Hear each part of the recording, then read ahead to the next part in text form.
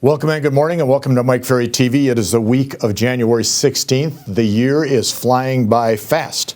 Here we are on the week of the 16th. Hopefully now each of you has a business plan in place. You've got your goals set out for yourself. You have a basic schedule prepared and you're working. We know that first couple weeks of January many times is a challenge, and with the weather patterns that we've had throughout North America the first couple weeks of the year, it's been a little bit more difficult to get in there to the grind. A couple weeks ago, on a phone call with a group of agents, we were discussing some of the thoughts that I think each of us has to look at and remember. And the thoughts we were discussing was, how do we create the highest levels of productivity? Now, I'm going to work under the assumption that each of you, as good as you are or as good as you're going to become, is always looking for a way to increase productivity. How do I become better? How do I take more listings, make more sales?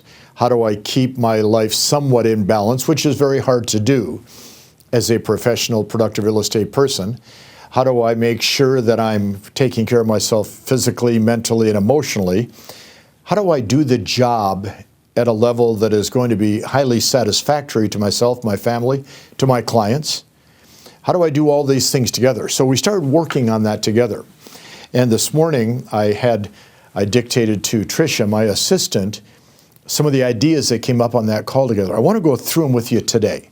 I think as we start the new year, I think it's a good idea to, again, check your foundation. It has nothing to do with prospecting, what I'm going to say today. So don't get all worried about I'm going to make you prospect. It has to do with how do you live your real estate life better. So here's the 11 things we came up with. Number one, don't touch all the papers that you deal with more than once or twice. I know that sounds funny. My mentor, Dr. Gunther Klaus, who some of you have heard me talk about in the past, had a very interesting philosophy. When I started my business 41 years ago, the first 8 months I was in a business relationship with Gunther. I quickly decided I wanted to do my own thing. But that 6 months, what an education, because here is one of the most productive men I've ever met in my lifetime. And his office was not an office like you would think. It was a couch, 2 chairs, coffee table, a credenza with a phone on it. And his philosophy in running his business was, I want to make sure that I'm doing the best I can do at all times, to make sure I get the most done at all times. So therefore, I'm never going to touch the same piece of paper twice. And he wouldn't. Either he threw it away, his assistant took it, it was filed away, but he would not get involved in playing with paper. Now look at most agents' desks. They're covered in paper and they just keep filtering through them. So the first thing we talked about, if you want to be productive, limit the time you keep taking the same piece of paper and touching it over and over again. Number two, be prepared for tomorrow before you finish today. You have a schedule of some type, which you assume you do. Hopefully you work that schedule on a regular basis. You follow it, you look at it. You should have your schedule open on your desk so you know what to expect each hour of the day. But the real catch is to make sure that on tomorrow's activities, because there are certain things you have to do tomorrow. You have leads to follow up on. Maybe you have a showing set. You have to preview property for that showing. Prepare your CMA and your pre-listing package for a listing appointment that you have 2 days from now.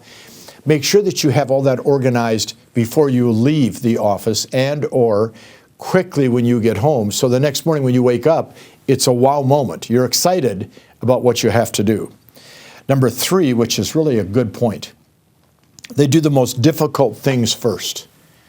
The most difficult things first. What are those things that have to be done that are a challenge, that are not fun? Get them out of the way.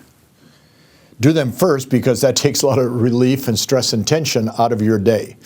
Okay? Is there a particular person you're supposed to call but you really don't want to? Is there a problem file that is a challenge but you really don't want to deal with it? Get it done first. It makes the rest of the day so much better. Number four, they do what is important, not necessarily what is urgent. In real estate, everything is urgent. It has to be done right now.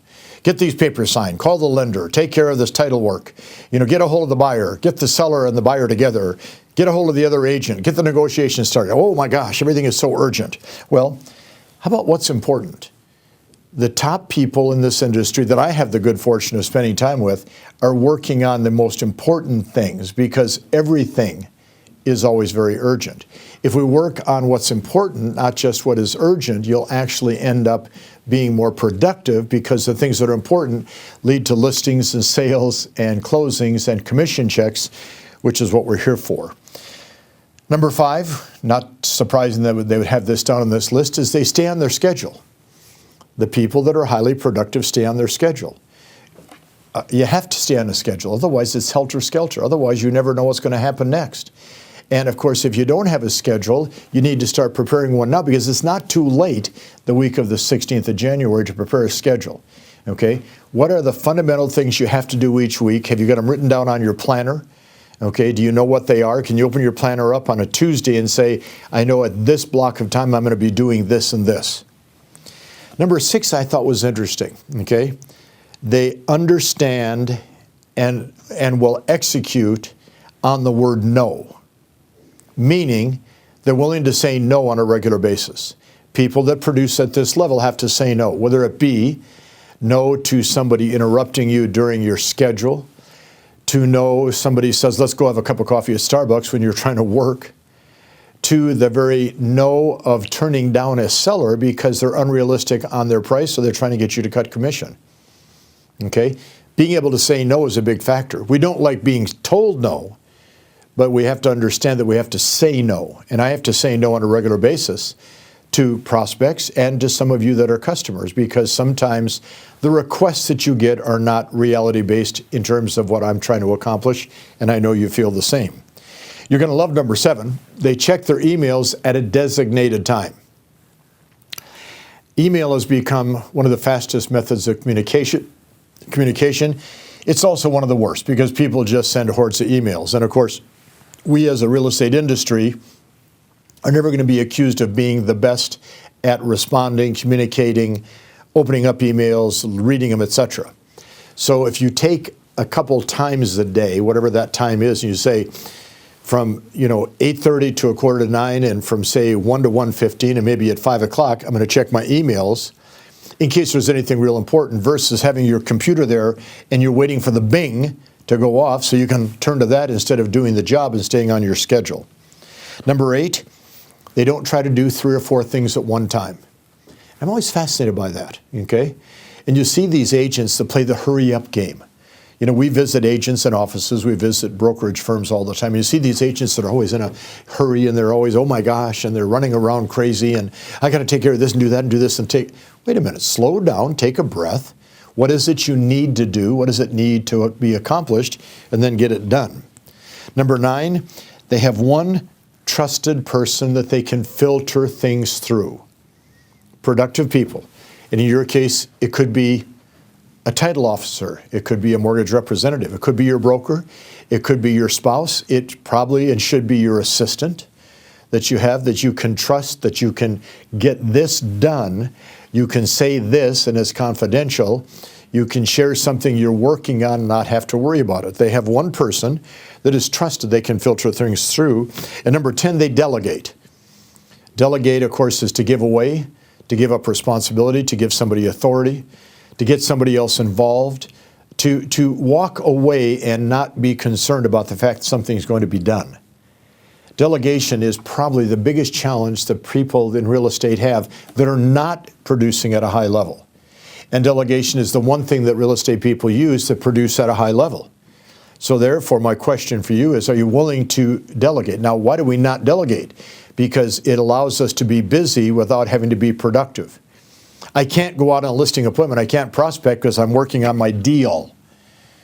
Notice there's no S, deal. If you have 4 or 5 deals, you have to delegate. And number 11, they limit their use of technology. Isn't that interesting? They limit their use of technology. And I'm so amazed, you look at so many of the realtors today, the companies, the brokers, the managers, the agents that are the tech people. Well, my question is this. What is the role of technology in your real estate sales business? Tracks your leads, does a good job of that. Keeps track of your transactions, does a great job of that.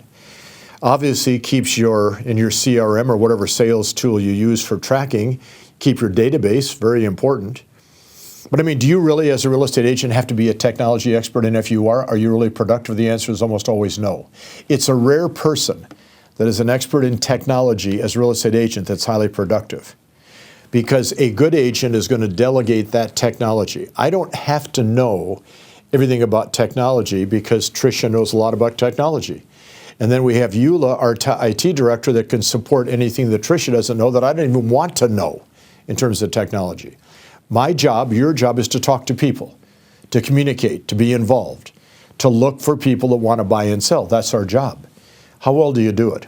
Well, here's the good news. This morning, Monday the 16th, I have 2,000 people plus coming to the Hilton Hotel in San Diego for our annual production retreat. Some of you may be coming to that event. Some of you may be watching this during the course of the event, during the course of your lunch hours and breaks, etc. If we're not seeing you here, make sure that you plan to be at Mike Ferry events this year. We're going to do probably 35, 40 events again. We have 3 completely new events we're doing. Get involved, pay attention, or a little tagline, if you are learning, you're probably earning.